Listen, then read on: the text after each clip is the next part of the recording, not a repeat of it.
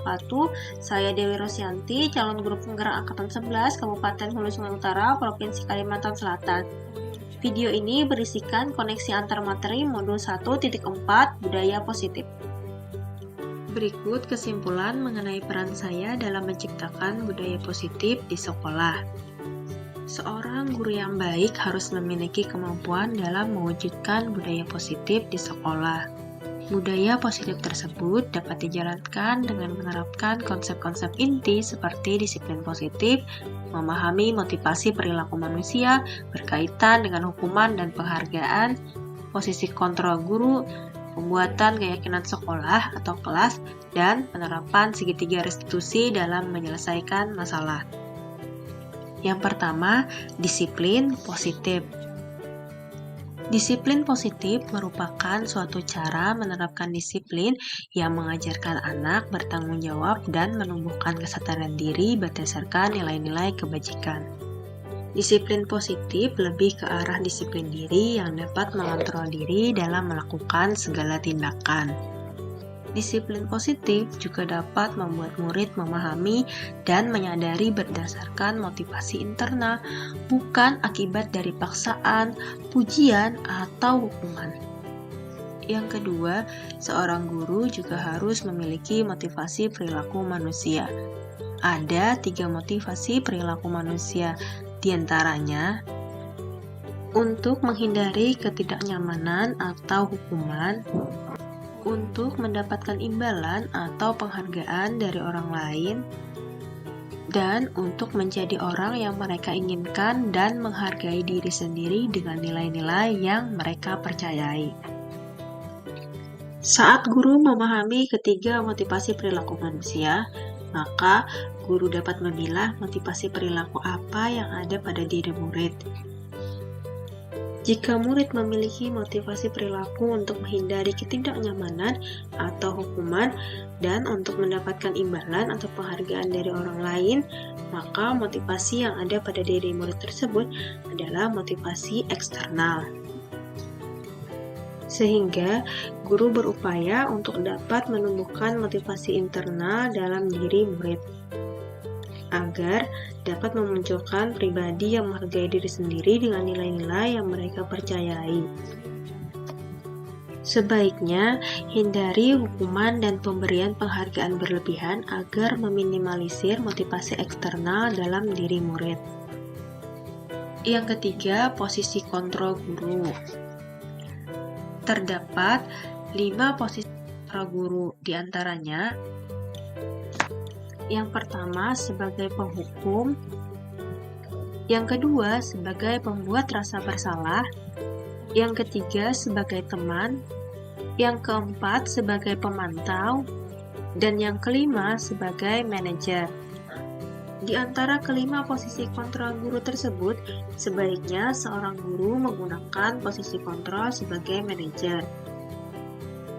Sebagai manajer, guru berbuat sesuatu bersama murid, mempersilahkan murid mempertanggungjawabkan perilakunya, dan mendukung murid agar dapat menemukan solusi atas permasalahannya sendiri.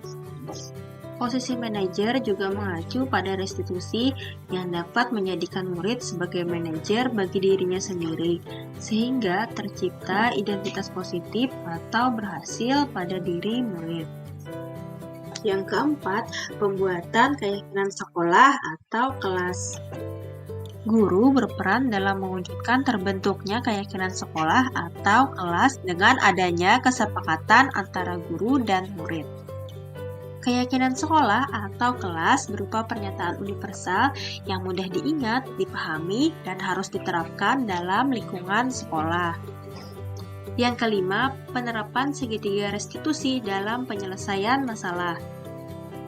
Guru yang berperan manajer menggunakan segitiga restitusi dalam penyelesaian masalah melalui 3 tahapan, yaitu stabilkan identitas, validasi tindakan yang salah, dan menanyakan keyakinan.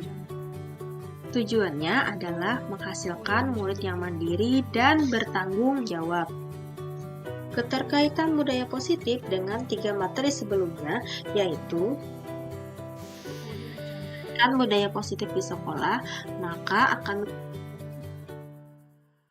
pendidikan nasional sesuai filosofis Ki Hajar Dewantara, yaitu pendidikan yang berpihak pada murid dan bersifat menuntun tumbuh atau hidupnya kodrat yang ada pada murid.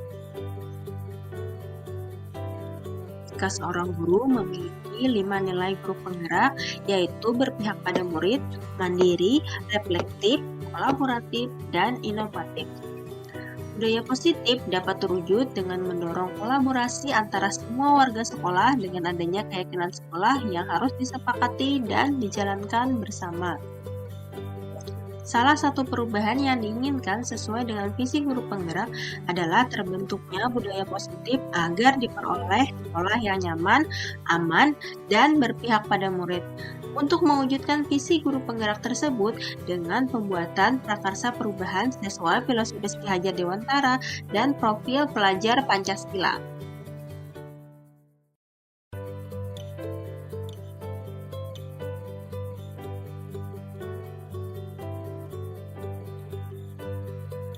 Saya sudah memahami konsep-konsep inti dalam modul budaya positif berkaitan dengan disiplin positif, teori motivasi, hukuman, dan penghargaan, posisi kontrol guru, kebutuhan dasar manusia, keyakinan kelas, dan segitiga restitusi. Seluruh konsep inti tersebut harus diresapi dalam diri, diwujudkan dalam tindakan, dan dibiaskan pada rekan guru di sekolah. Hal yang menarik bagi saya dan di luar dugaan adalah saat saya mempelajari motivasi perilaku manusia berupa penghargaan. Ternyata penghargaan dapat berdampak kurang baik bagi murid. Di antaranya dapat merusak hubungan, mengurangi ketepatan, menurunkan kualitas, mematikan kreativitas, dan bersifat menghukum.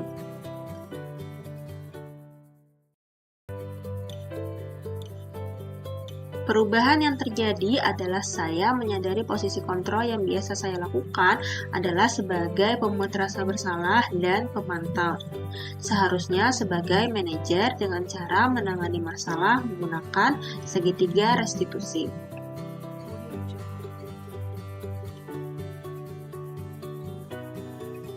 Saya menangani murid yang berkelahi dengan menggunakan langkah-langkah dalam segitiga restitusi, yaitu menstabilkan identitas, validasi tindakan yang salah, dan menanyakan keyakinan.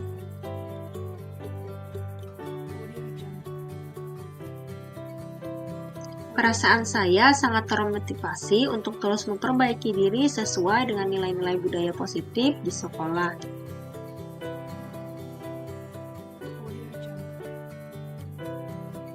Hal yang sudah baik menurut saya adalah sudah mulai munculnya motivasi internal pada murid untuk melaksanakan budaya positif sesuai dengan nilai-nilai kebajikan yang diyakini. Yang harus diperbaiki adalah posisi kontrol guru sebaiknya sebagai manajer.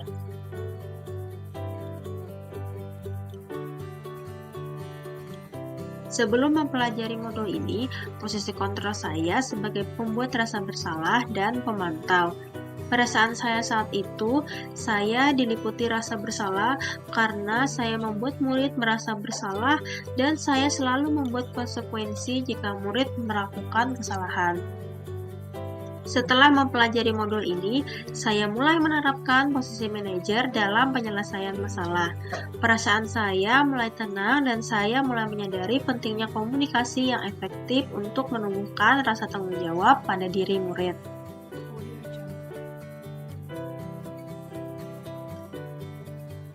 Pernah, namun saya hanya menggunakan satu tahapan, yaitu menstabilkan identitas dengan memberikan pernyataan bahwa setiap orang pasti memiliki kesalahan dan tidak ada manusia yang sempurna.